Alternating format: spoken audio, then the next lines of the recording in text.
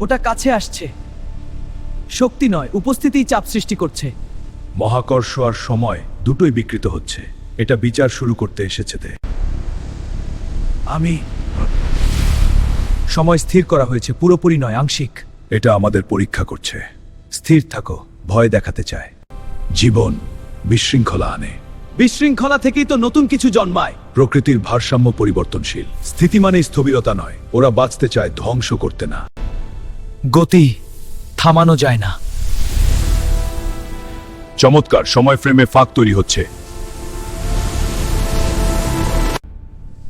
আমি অন্ধকার ছিলাম, ওরা আমাকে আলো দেখিয়েছে।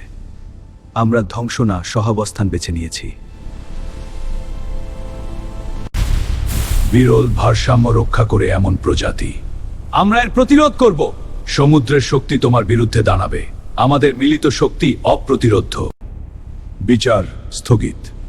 মানে আমরা এখনো টিকে আছি, কিন্তু নজরদারি শেষ হয়নি। পরীক্ষা শুধু শুরু হয়েছে।